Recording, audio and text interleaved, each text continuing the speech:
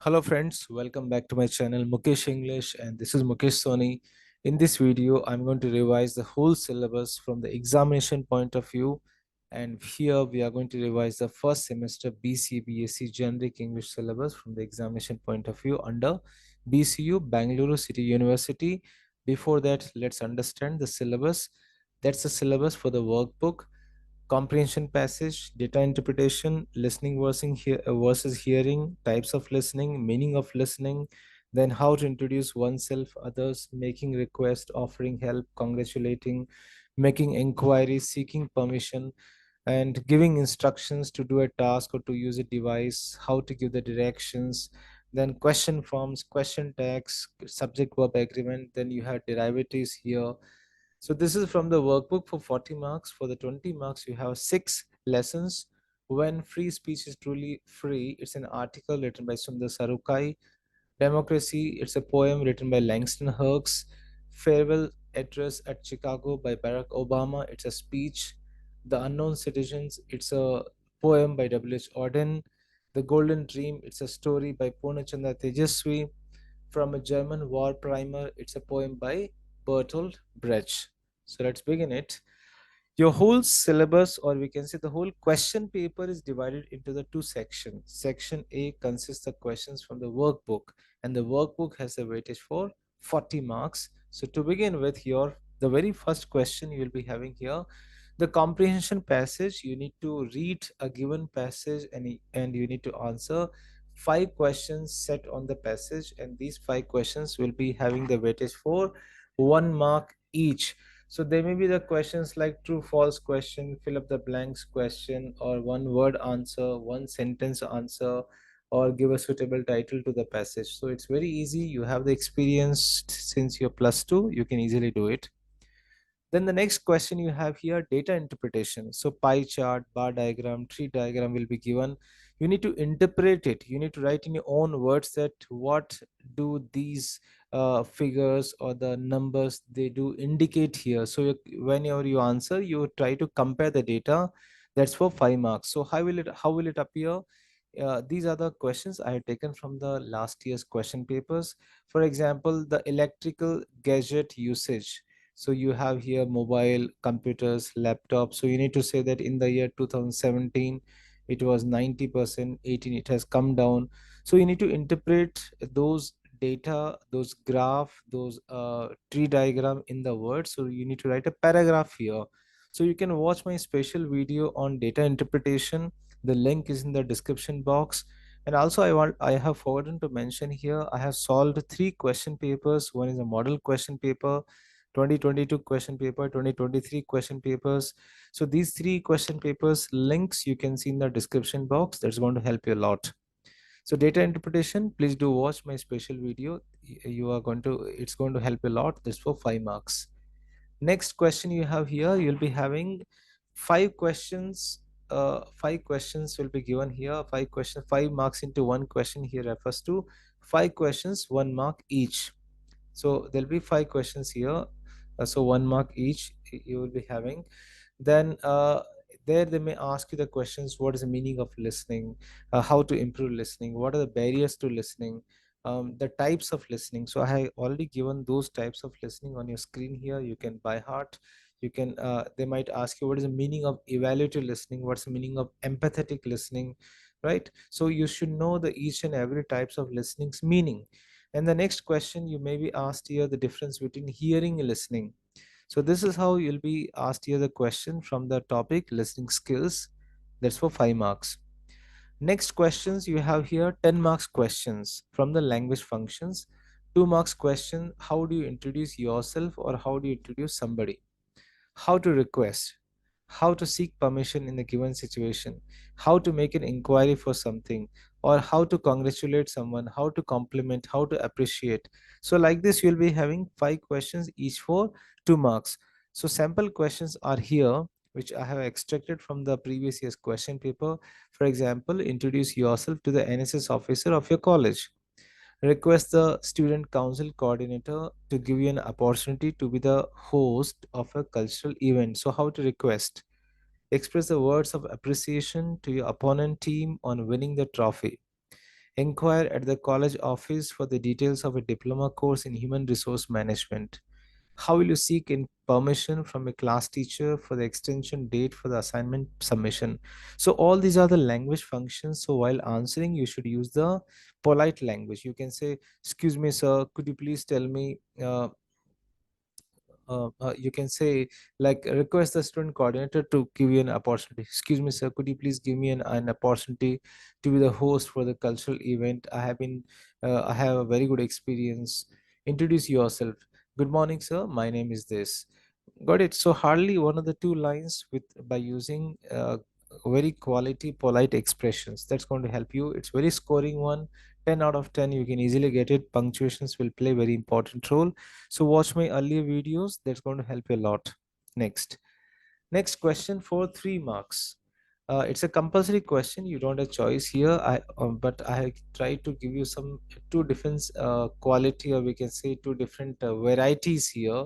For example, give instructions to your sister on how to get a toll pass. So you need to give the instructions. So whenever you are giving instructions, we always write the instructions using the main verb first.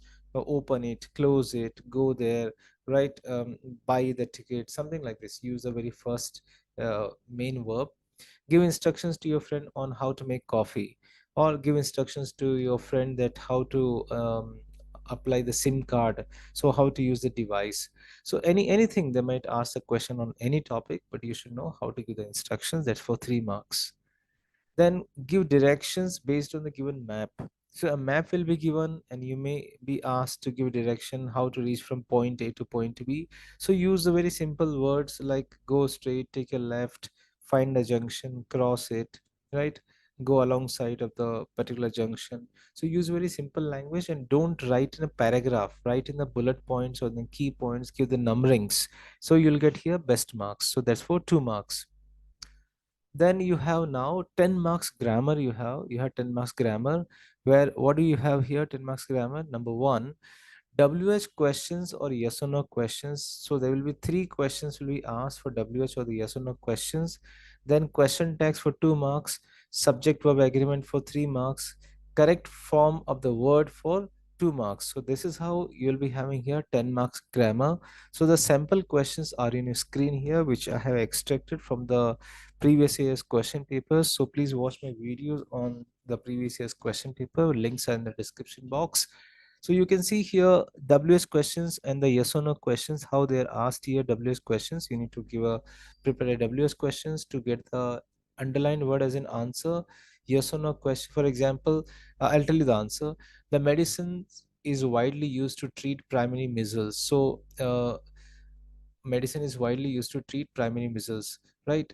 So why we can say here what is primarily used, what is used, we can say no, why is the medicine widely used to treat, right?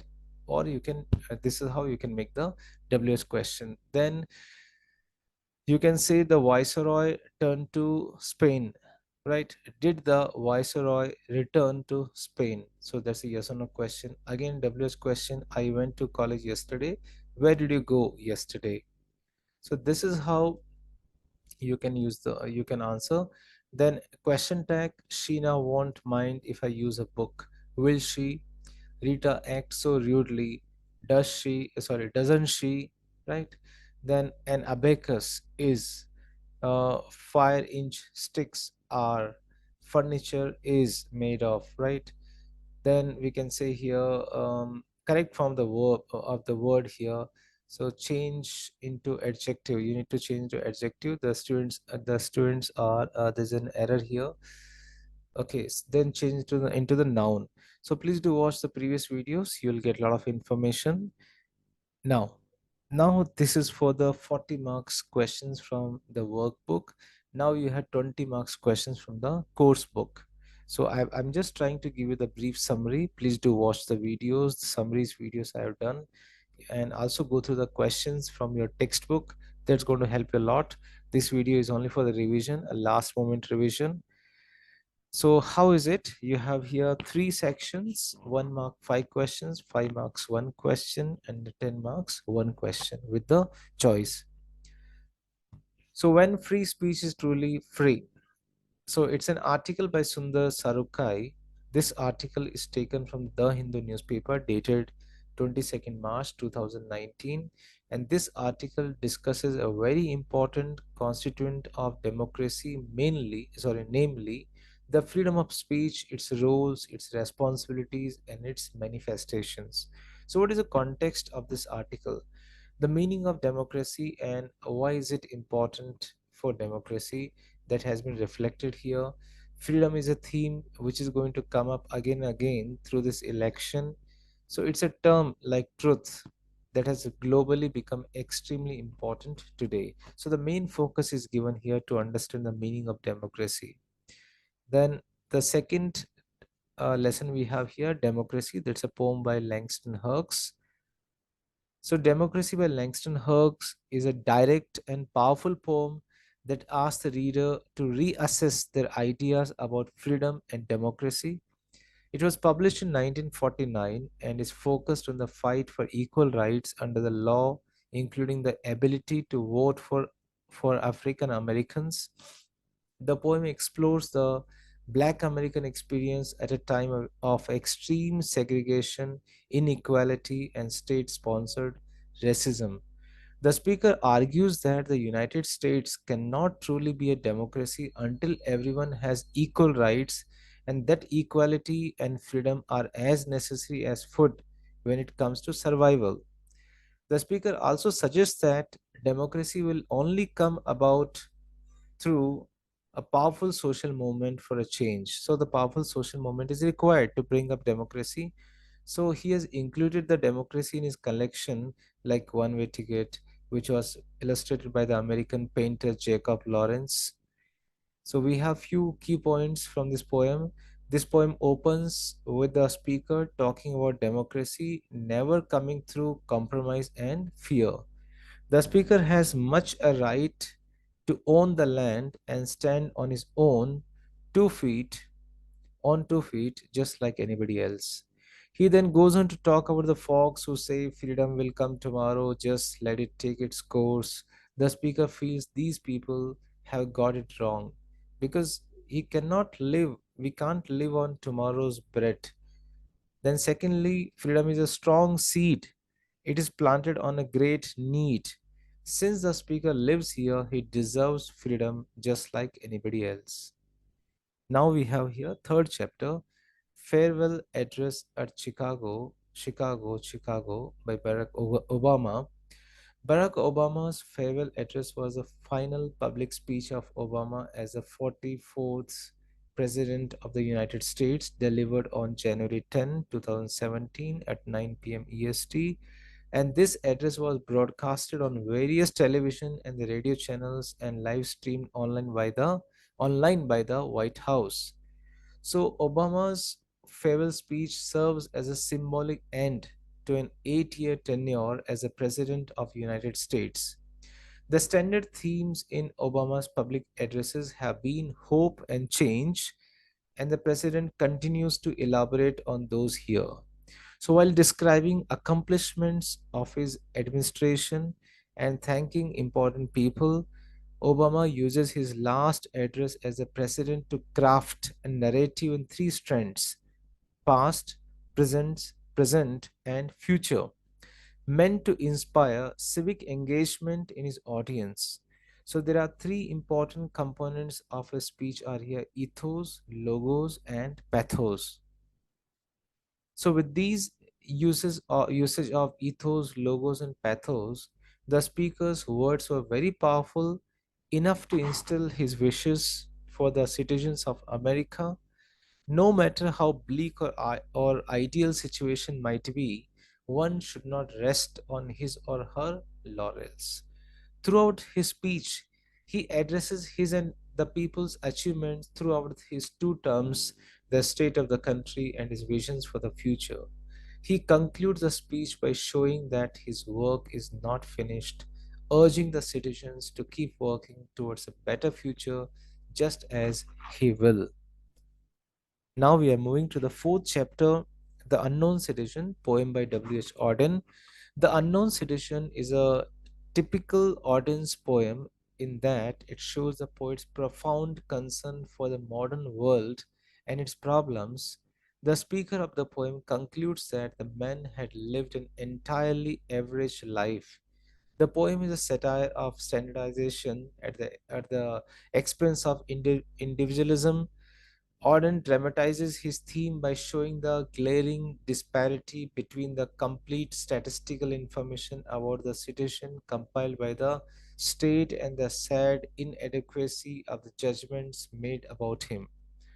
The poet seems to say that the statistics cannot sum up an individual and the physical facts. Individual and physical facts are inadequate to evaluate human happiness because man does not live by bread alone. In the phrase the unknown, the word unknown means ordinary, obscure. So the whole phrase means those ordinary, obscure soldiers as citizens of the state who laid down their lives for defending the motherland wanted name and fame, but these soldiers remained unknown. Thus, the unknown citizens means the ordinary average citizen in the modern industrialized urban society. He has no individuality and identity. He has no desire for self assertion. He likes to remain unknown. At the end of the poem, the poet asks two questions. Was he free? Was he happy? No government statistics can ever answer these kinds of questions. By asking these questions, the poet is drawing our attention to the question of freedom and happiness. And ironically, the poet suggests that modern man is a slave to the routine and he is incapable of understanding such concepts like freedom and happiness. Therefore, such a question in this context would be absurd. So that's about the lesson number 4. Lesson number 5, The Golden Dream, story by Purnachanda Tejaswi. This short story is a translation of Suvarna Swapna from Pakka Kranti and has been translated from Kannada by Bhageshri. The story Golden Dream depicts the innocence, wonder, imagination, and curiosity of childhood and the strange and the wonderful ways of nature. So I'll tell you the story here. It's very captivating story about a group of villagers from Karnataka, India who embark on a challenging and the perilous journey in search of gold in the Western Ghats. It's led by a very charismatic and determined leader. The whole group faces many obstacles, including natural dangers, betrayal, their own inner conflicts.